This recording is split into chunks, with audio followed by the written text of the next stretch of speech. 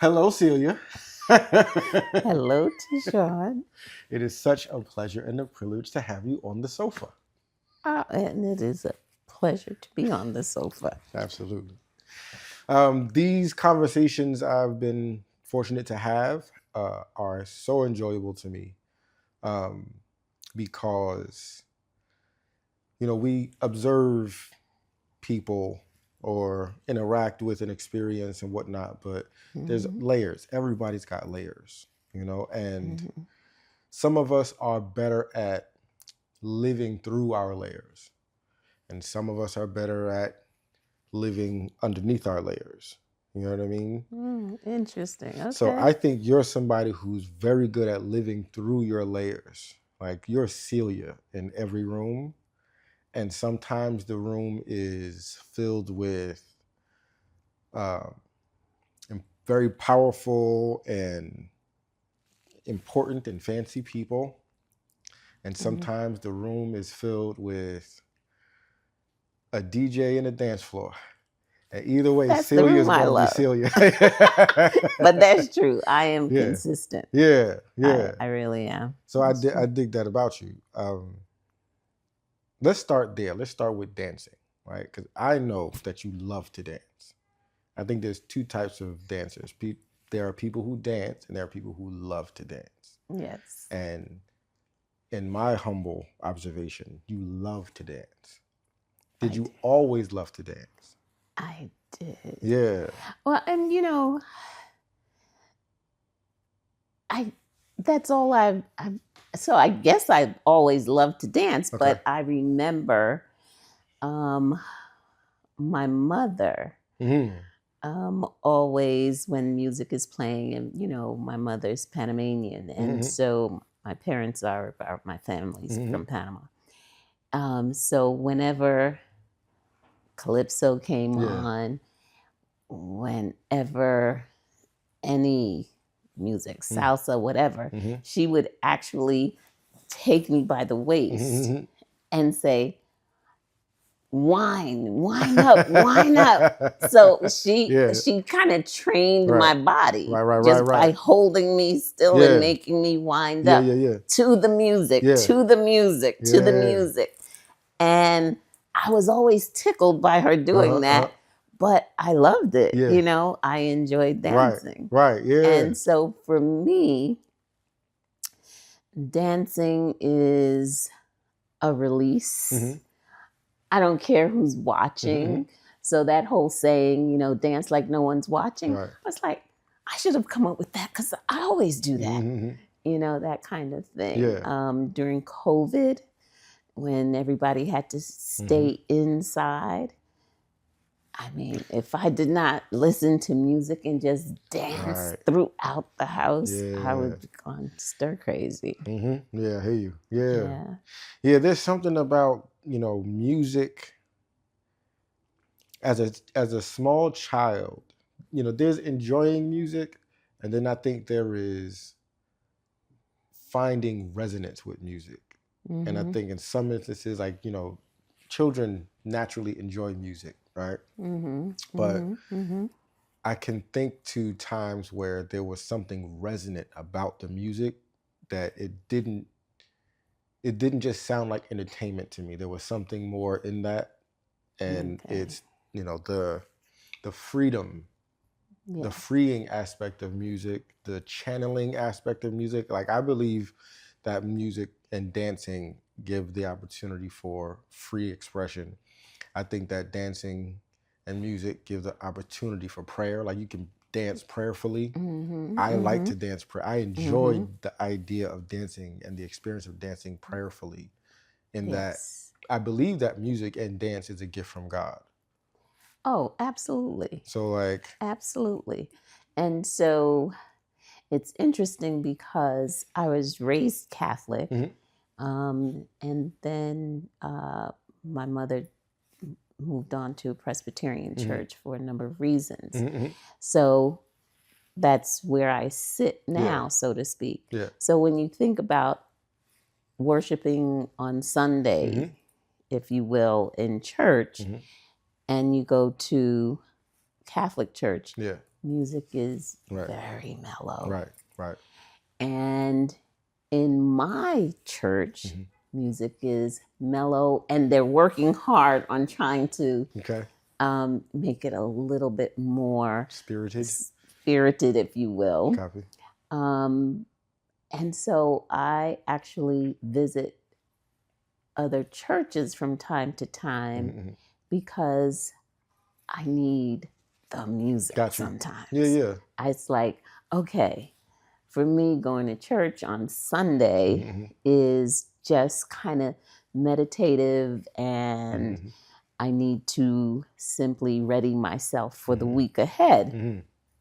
But every now and then, I need to go visit where I can hear a nice choir, something to just stir me up, because that my church doesn't feed that part of me.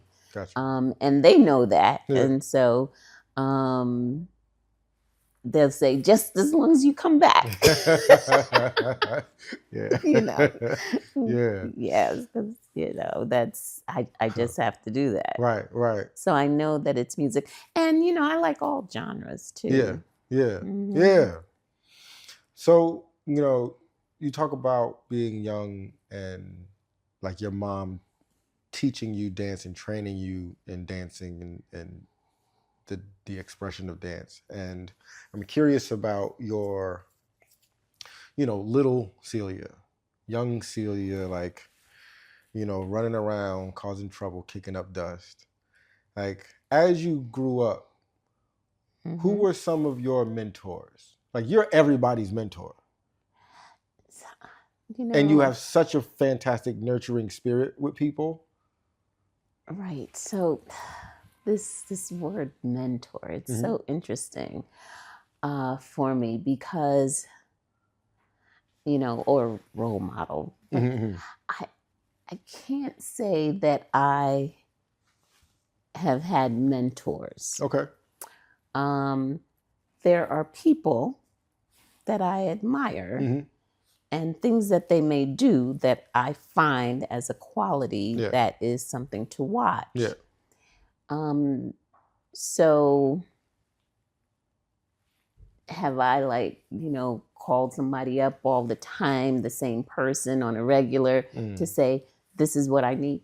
No, not really. That didn't happen for me. And I really don't know why, because I think it's fine. Yeah. People call me all the time. And when people refer to me as a mentor. But if somebody directly asks me, will you be my mentor? I say no. Right. I say no because I think that people tend to impart their views in such a way that it almost implies, so you should take it on. And I don't think that should happen in life. Gotcha. So I tell people, call me anytime. Let's talk. And take the good, leave the bad. That's basically what I say. So if you think what I'm saying resonates and it's good for you, move forward with it. If it doesn't feel right, if you don't like it, if you're uncertain about it, throw it away. And it's okay. Yeah. Just keep me posted. Yeah. Okay. I like that. I think about mentorship broadly. I think mentorship is, or the dynamic is very much on par with what you said. Like, there are people that you have the opportunity and the proximity that you get to observe them, and you get to see how they move around. How they handle the power they have.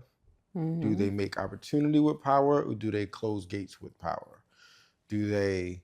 Are they compassionate and empathetic, or are they puffed up and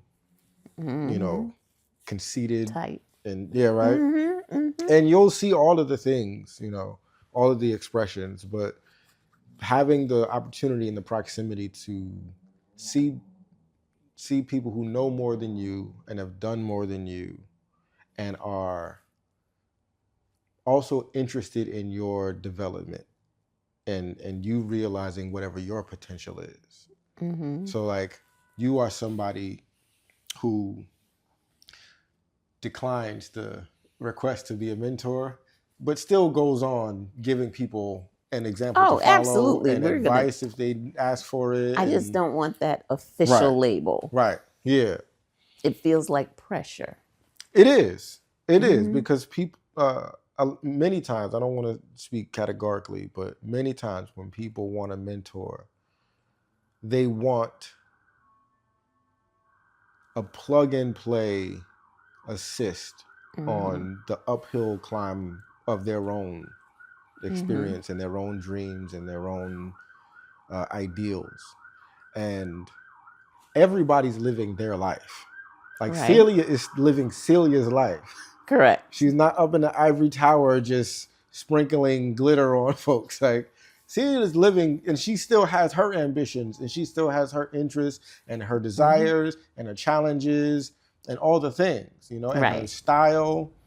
And so it is unfair to box somebody in the way that I think people do subconsciously tend to box people in when Right. they ask for mentorship. And what can happen is if that person now does something that Mm-hmm. totally surprises you Yeah. and you feel like it was terrible. Mm-hmm. So what happens? Right. Do you just Right. discard them? Right. And you all know, of the good that they yes, gave. Right. that too much pressure. Yeah. Yeah. Too much pressure. It's, you know, as I said, take the good, leave the bad. Mm-hmm.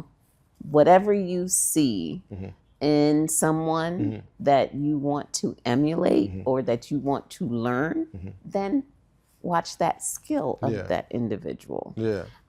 Because there's some good from so many people Mm-hmm. that individuals can take and Yeah. aspire towards, you know, and Yep. and then there's questions, conversation, Mm-hmm. really, actually, peer to peer. Yeah. There's mentorship. Yes. Absolutely.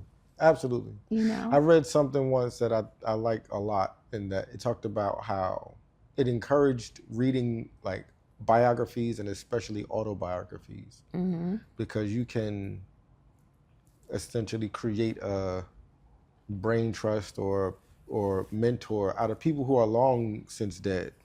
Oh, But if they've without written question. about their life and their challenges and how they overcame them and their perspectives, then you get, and everybody's not Mm-hmm. writing an autobiography. You have to Right. have lived.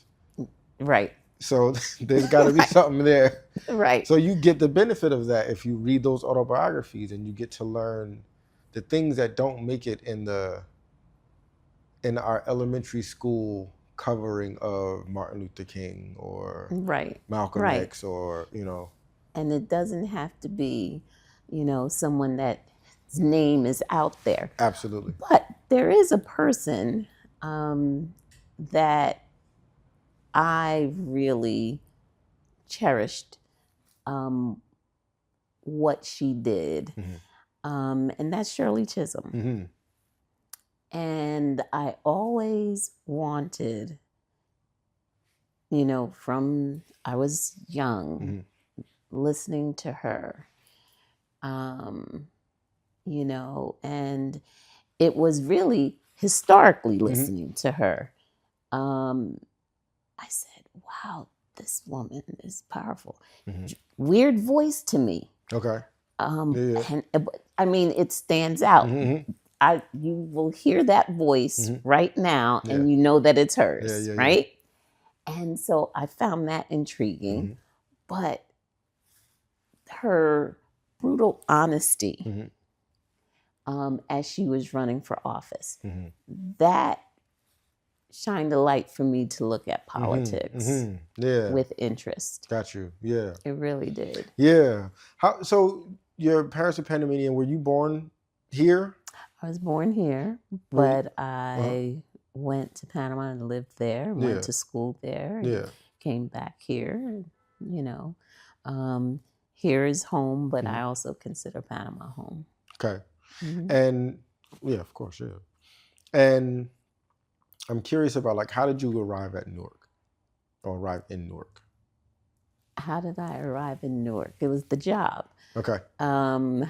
So I lived in Brooklyn, then wound up, my husband and I bought a house in Jersey, in Maplewood. And I was working in healthcare, and I did not like who I was working for. Okay. So I decided I loved my job, but there was a change in leadership, and I said, I can't do this. So I quit. And I got a call about a new organization that was being formed, and would I be interested? Yeah.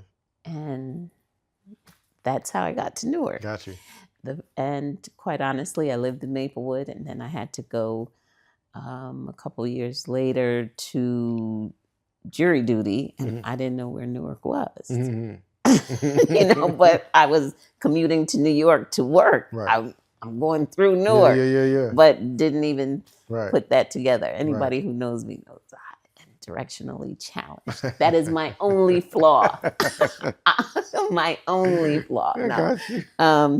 And so I remember my neighbor actually saying to me, "Oh, you shouldn't do that. You don't want to go there." And I'm thinking, why?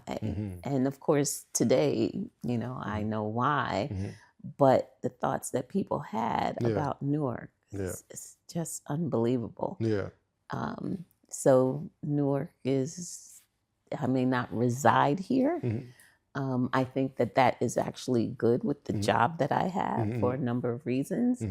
But, we've often talked about, coming to Newark anyway and living here. But nonetheless, that is how I got here because of the job. Got you. And I've stayed committed ever since. Yeah. Yeah. You are a big deal. I don't know if I'm a big deal, but I have the fortune of having a job where I get to meet some incredible people. Yeah. And the work that I do, I've always kind of volunteered and did it. So I don't feel like I'm working. Okay. I mean, there are tedious parts of the job, of course. But I'm on 24/7, and that's okay with me because I love it. Yeah, yeah. So few people that, at least that I get to talk to, are truly doing a work that is in harmony with who they are. Like, I think there is the instrument that you are, and I think that there is your work, and your work can be in harmony with the instrument that you are, and your work can be a means to an end, and everybody's, figuring out for themselves what that's going to be and how that's going to look. Right. But it's such a pleasure to talk to you as someone whose work is harmonious with the instrument that you are, the person that you are, the things that you would do voluntarily, the things that you love, right? And so, but do you have political aspiration? Well, I was in office already. I know, but so I mean, continuing, probably not today. Okay. I shifted from being an elected official to then getting involved with training people to run for office. Okay. And I like that. And it was specifically women. But then also doing some campaign management and things of that sort. So I like that aspect of it. I got you. The way things are,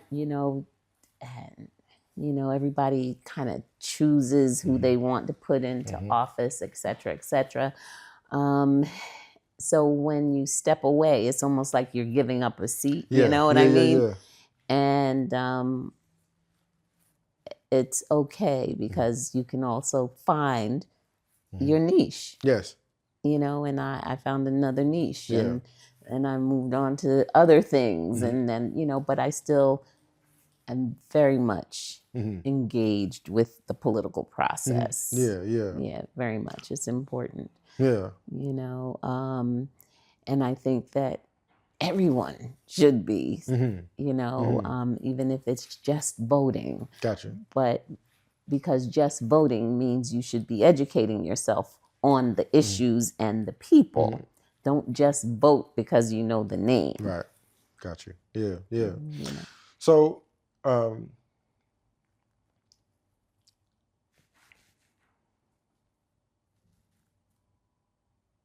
okay. So, the work that you do in the organization is, you know, whether or not folks that come through have personal political aspirations or not, they are people who typically go on to make a name for themselves in whatever field of work they do. Like you have a Without question. Hall of Fame of really folks, alumni that come through, right? And these people have come through the organization and have worked on policy and projects that took them into more of the inner workings of how this all is actually happening. Like they if they weren't informed before, they come out informed of like. Let's hope so. Yes, the whole idea is you get a taste of number of public policy issues and delve into how it impacts your community or urban community specifically. Right. And you hopefully develop a passion for one of those areas, right? And that passion can turn into an avocation or a vocation. It's up to the individual. Gotcha. And everybody tends to want to get engaged because of the network. So the network is what is really valuable, right? And it's valuable because it's diverse and there are people to tap for various reasons. And that's a good thing. But also what people tend to realize is that they have an awakening for themselves as well. And then get engaged in something that they may not have otherwise thought about. Right. Because they get exposed to things that they had not seen and they may have been in Newark all of their life. And that is always, you know, heartwarming for me to see. It is exciting. It's such a special thing to be in such close proximity to fulfillment and seeing people experience fulfillment and you experiencing fulfillment. And I wonder about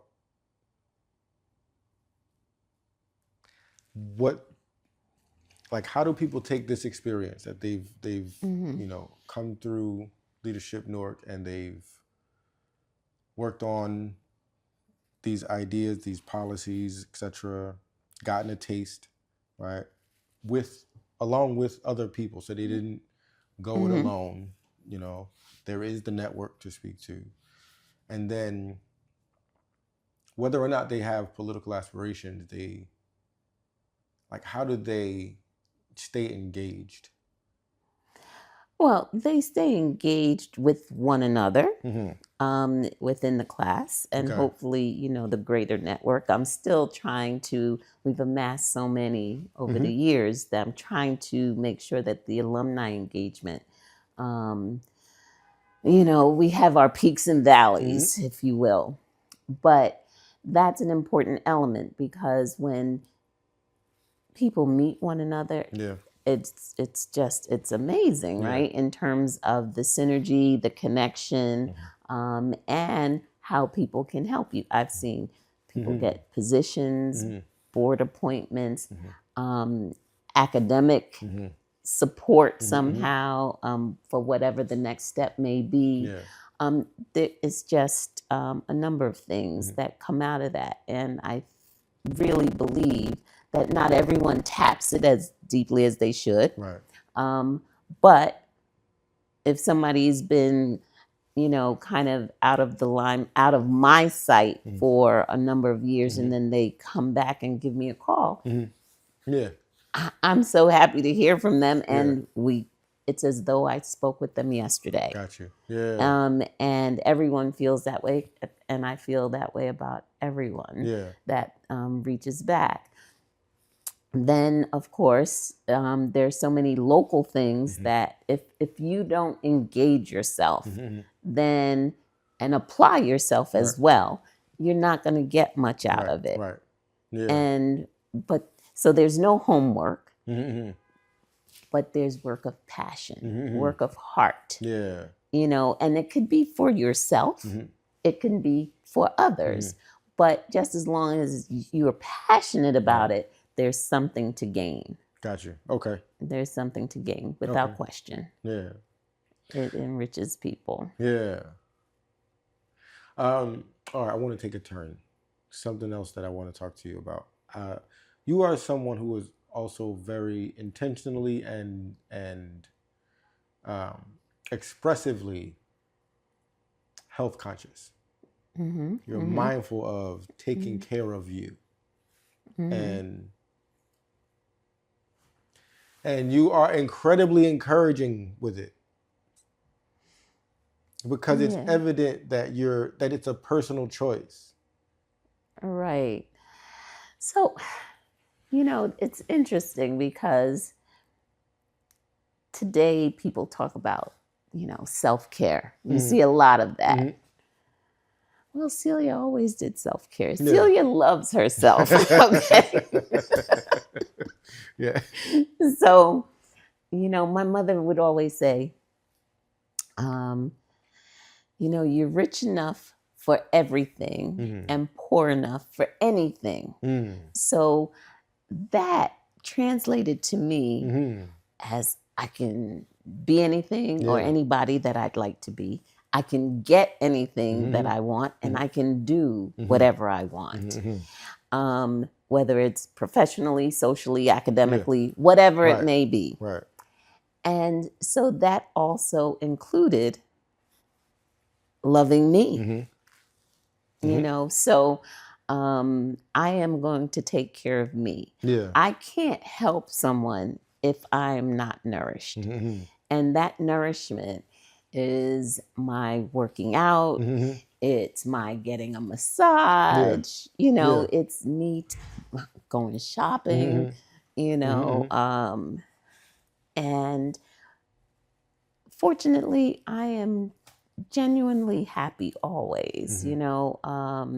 Things there have been sad moments for something in life, but for the most part, I savor the fact that I feel very fortunate that I am able to be happy. Yeah.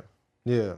And so that means, yes, I can be happy because I have taken care of me, so that I can then take care of my family, my friends, and I can give in a positive way and supportive way. Right. Because I'm nourished. I'm good. Yeah. And in my experience, choosing happiness as a baseline also allows me to do what I do in earnest. Because I don't feel robbed about life. I don't feel like a victim of life. I don't feel violated by life. I choose that life is a incredibly good thing, and I'm incredibly grateful to be here at all. And I get to be me. Right. And I like me. Right. Yes. And so I've thought a lot lately about centralizing gratitude in my life. And making my choices based on gratitude, and making my remembrances like filter through a lens of gratitude. So I believe that life is good. I believe that it's so good, and I've seen and experienced and done so much good that I just don't have the perspective or point of view of that life sucks or that life is hard even. Well, but life is hard, and we can't forget that not everybody has, it easy, if you will. Part of that is just each of us are made differently. We're wired differently, so we're not all going to be jovial and happy when things are not working out the way that you expect them to or want them to. So those are disappointments, and we all handle them differently. Yeah. I choose not to handle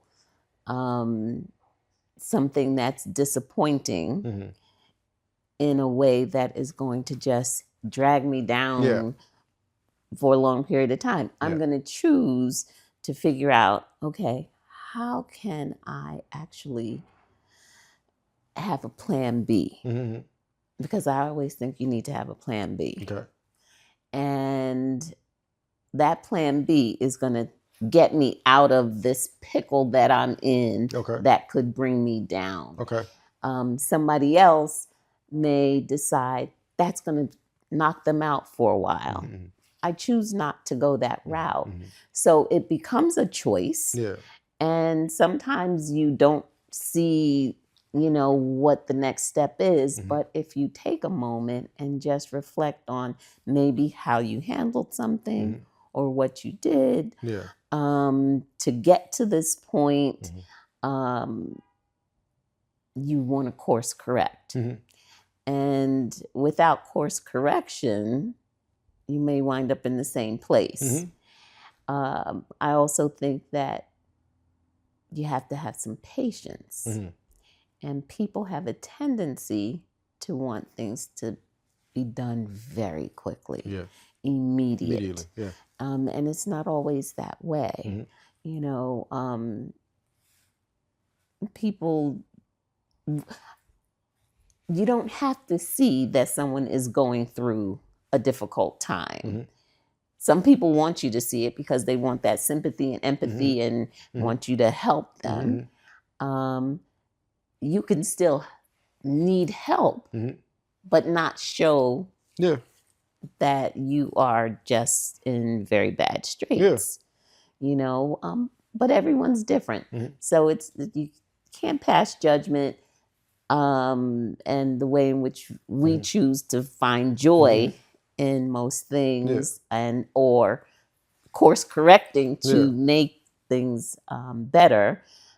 Others may have a little more difficulty. So respect that that's out there and that's a way in which people handle things. But if it's somebody that comes across you, you can just say, hey, think about it this way. Yeah. It may be helpful. Yeah, definitely. I think about my life, I've decided that my life isn't hard. I don't want to speak for anybody else and how they deal with life or what they are confronted with their lives. And this is not something that I've always felt even for myself, but especially, in recent times, I've become more understanding of principles and power. And I believe that power, or I see power as the ability to cause to become. You can make something good happen, you can make something bad happen, but you have the ability to cause something to happen. Okay. Right? And if you accept that, it's funny, I was talking to Aaliyah Brown about this earlier. I was saying if you make a good choice. One of my fellows. One of your fellows. One of my fellows. Right?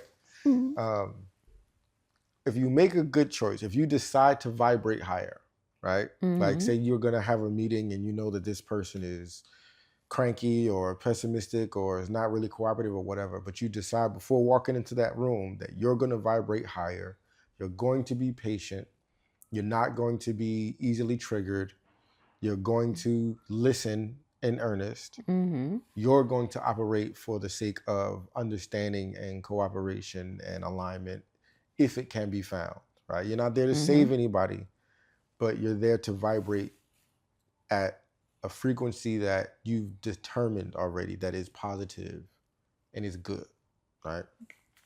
Something good's going to come out of that. You can't escape the reward from that choice. So you're talking about energy, yes. you know? Yeah. That makes sense, yes. But what happens is oftentimes we don't really sit in the reward the way that we sit in the sorrow when something bad happens. Correct. Right? And that's sort of what I was getting to earlier. Gotcha. That's very true. You choose the path you want to take. Yeah. And some people course correct immediately and others do not. Right. I choose to course correct immediately. Right. Gotcha. Yeah. You know, plan B. That is, there's always a plan B. Yeah. And hopefully people recognize that there is another way in which to get what you want accomplished. It may take longer. Right. It may require extra steps even while it's taking longer. Yeah. But you need to know that you can get what you want. I don't think that you can have everything you want all at the same time. Right. You can't do it all at the same time because you might need more money, whatever it might be. A little more experience, a little more education, whatever it is. Right. But you can still achieve it. Yes. You can still get it. And I think that because we are in this world where we have to have immediate gratification, it allows people to sulk much longer than I think they need to. Yeah, for sure. Yeah, there is the strong desire that many people have to have, right? They want to have this thing, this accomplishment, this success, this relationship, this whatever. There isn't as strong a desire to be, like to be the person who would have that. Because the person who would have that exhibits certain ideals and principles. They embody things that attract the thing to have. Right. Right?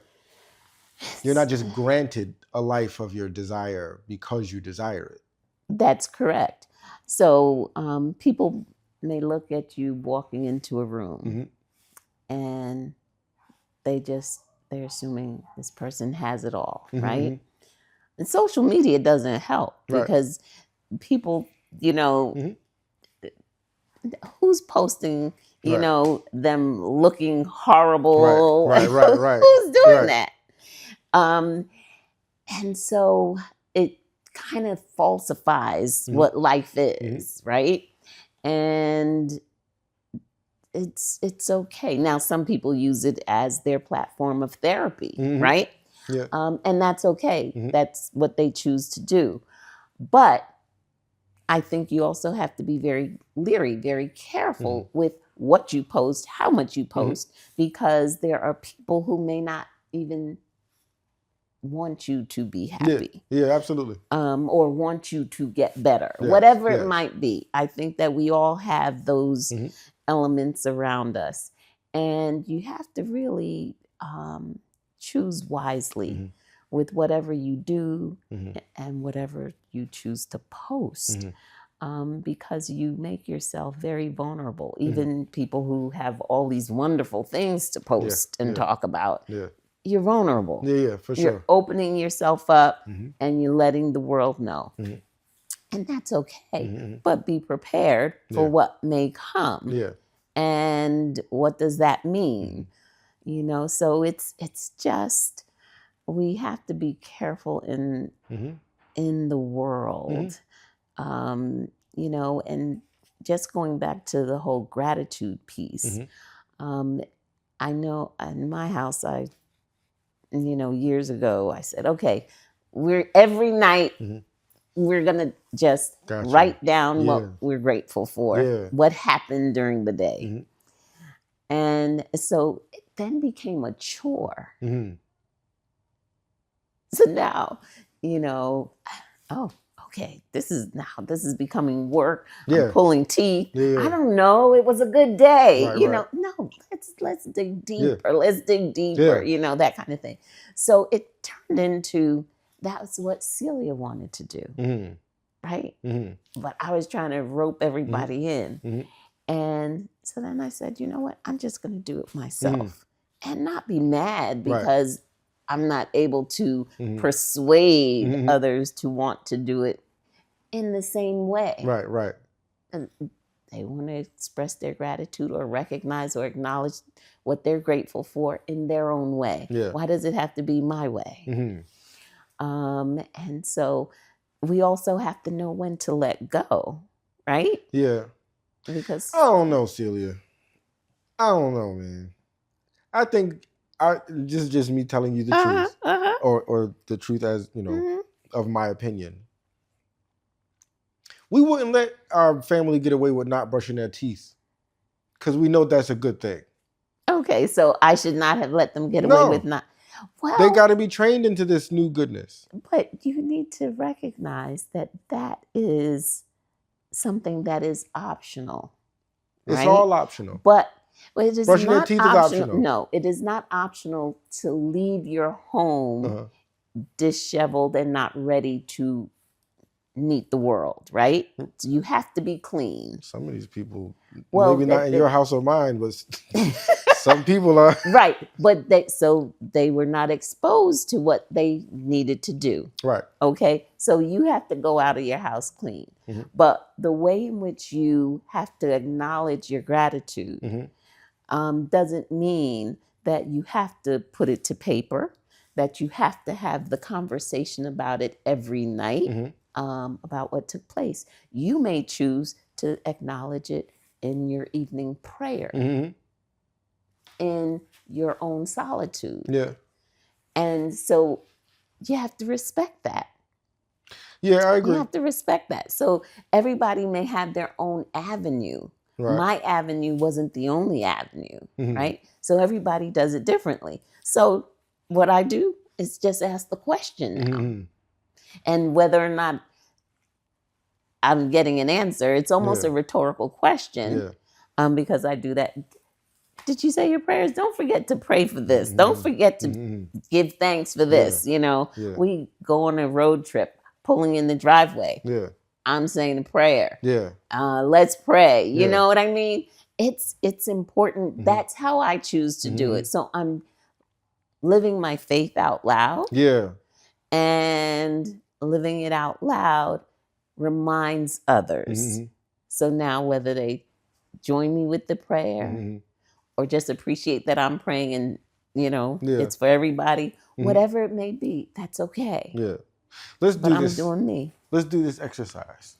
Okay. Because I'm so in love with the idea that you have this relationship and practice of gratitude. Because I have my relationship and practice of gratitude. Okay. And I would love for people to see how gratitude begets gratitude. Okay. Right. So this is what I'm going to start. I'm going to just say a thing I'm grateful for today. And then you say a thing you're grateful for today. And it can be however large or small. Okay. And on any subject. Right. Okay. I'm grateful that I woke up at home. Everybody didn't wake up at home. Okay. I woke up at home today. Okay, that's good. I am grateful for the opportunity to have heard a speaker today. It happened to be Sherilyn Eiffel. Something she said resonated with me.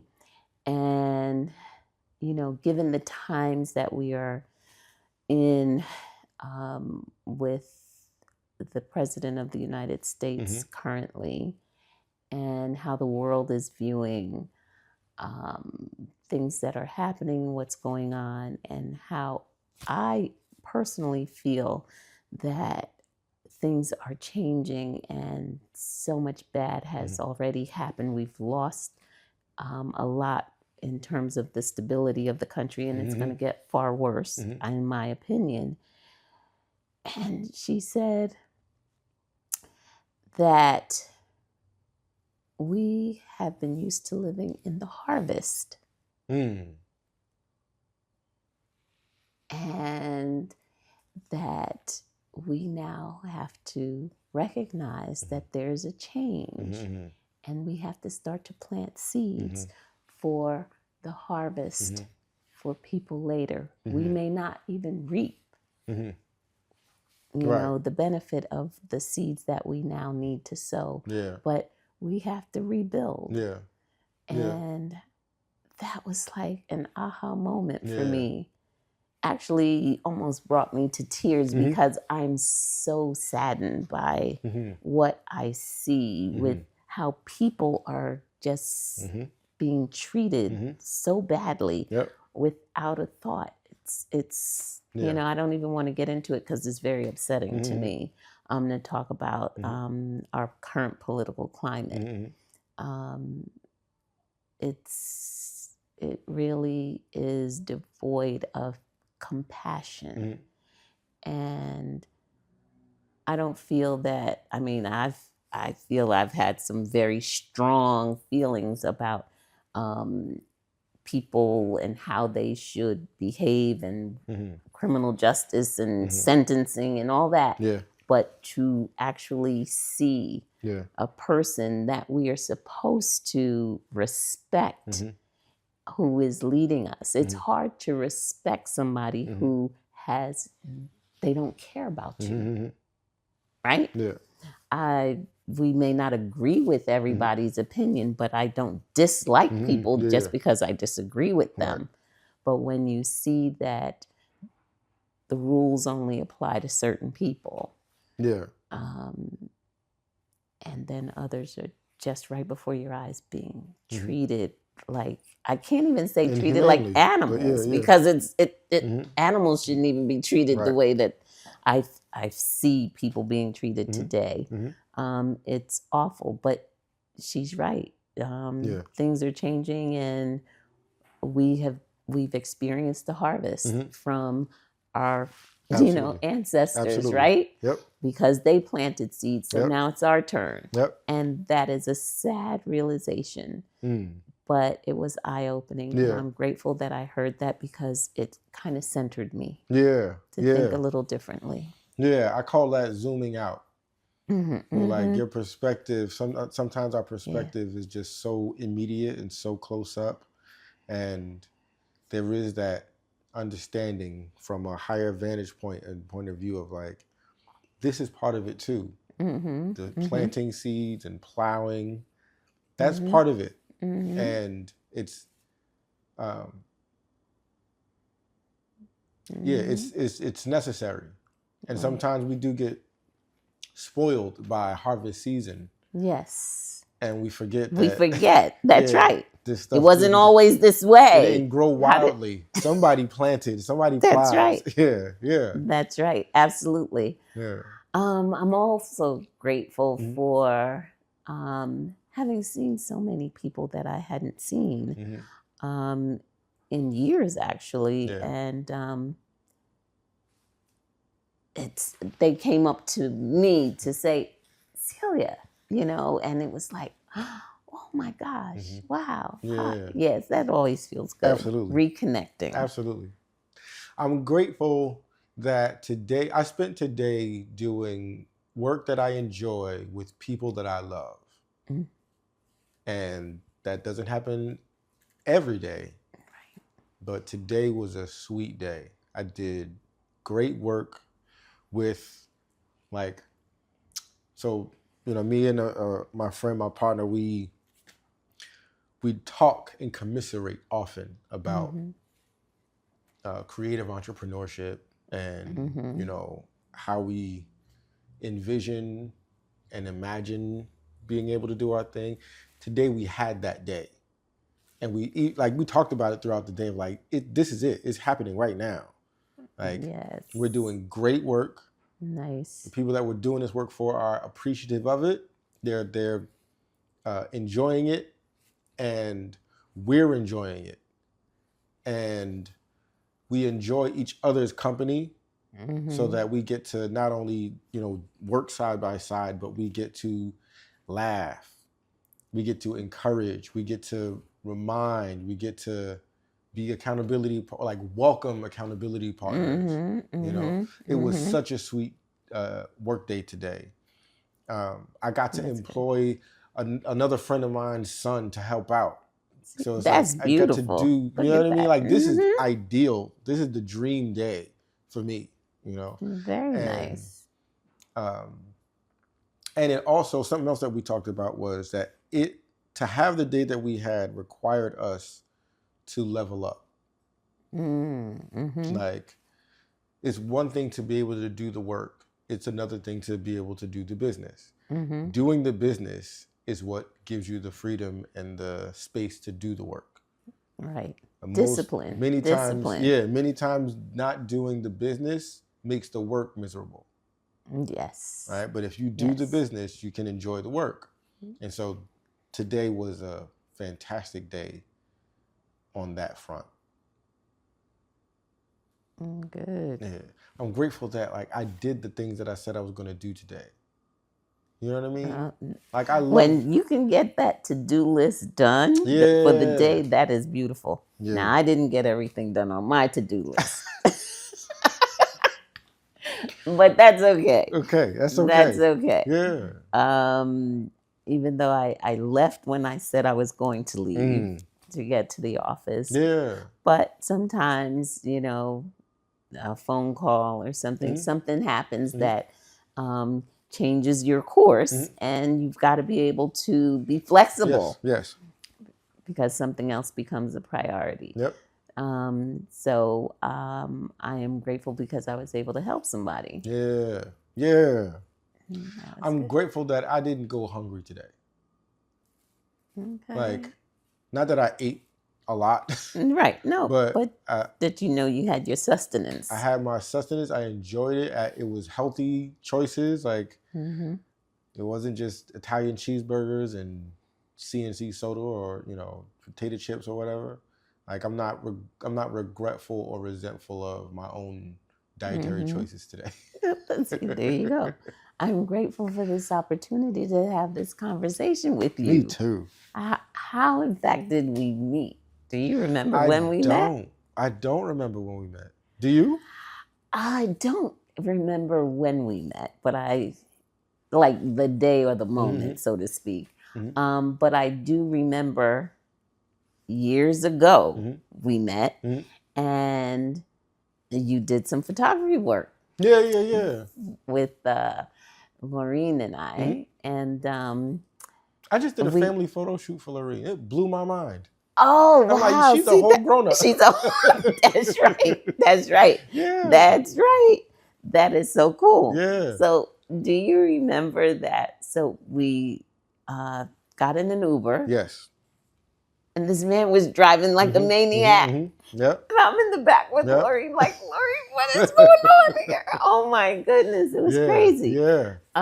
Did we get out early? I feel like we got out of the car earlier than our destination. No, you sensed how uncomfortable we were. And we were at a light. And then you had a conversation with the driver to tell him he needed to shape up or we're going to have to get out. Okay. And I was like, thank God. Because he was a maniac. Yeah, wow. But you spoke to him. And that was good.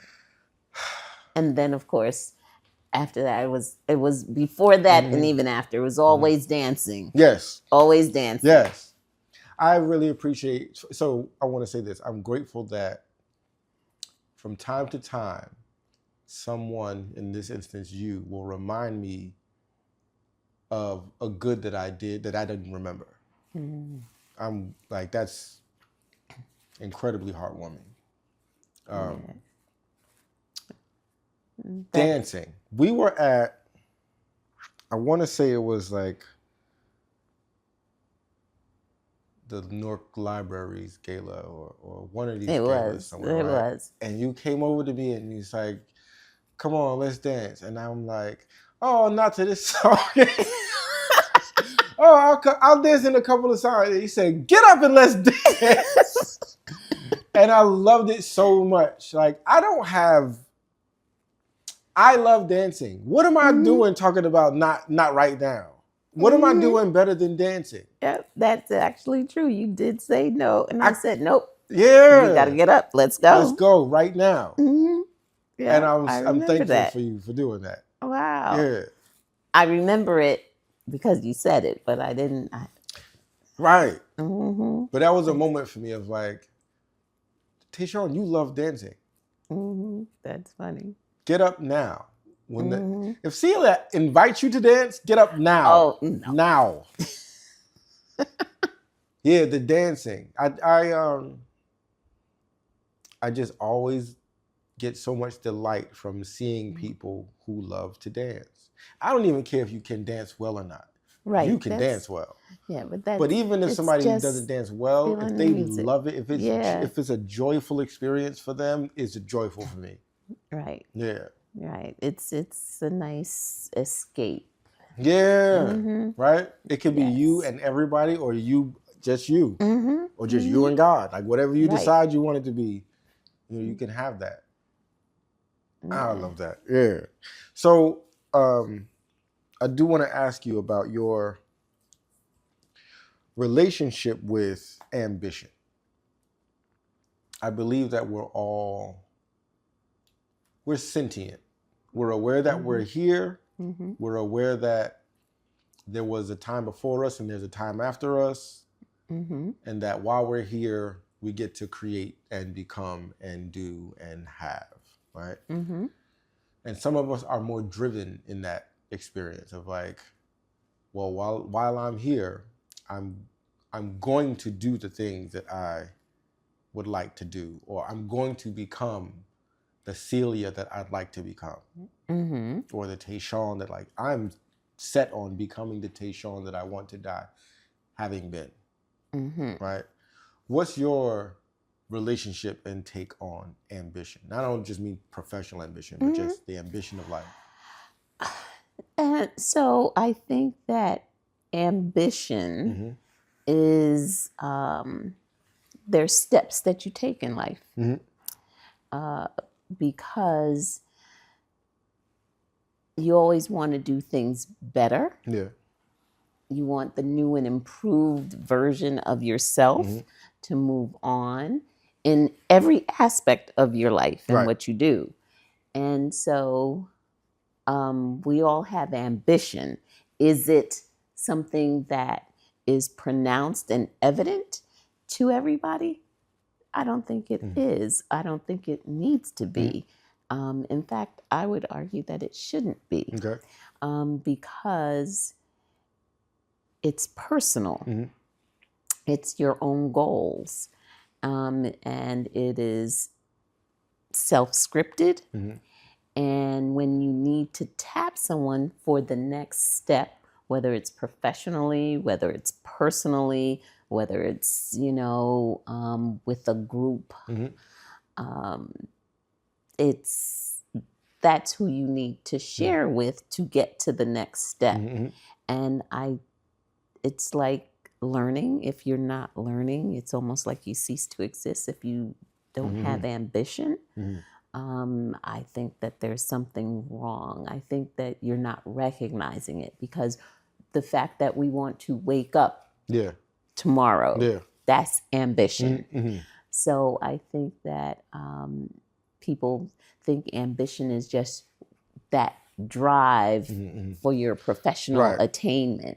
And I think ambition is much broader. It is about what your next step is and what you want to achieve.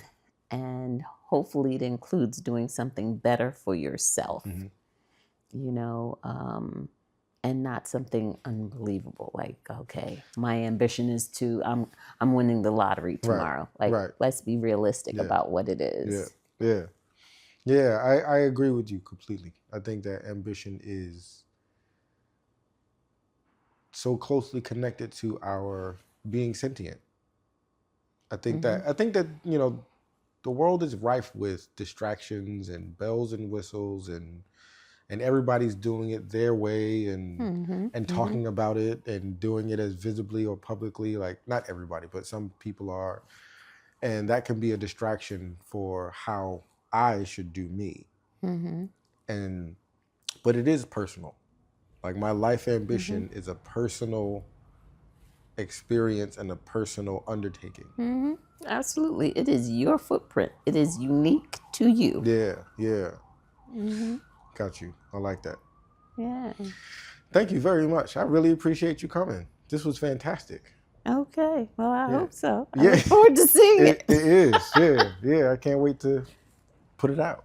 Okay. Yeah. Well, thanks for having me. It's my pleasure. This was definitely very easy. Oh, I'm so glad to hear that. Just having a conversation. Yes, absolutely. I love it. Absolutely.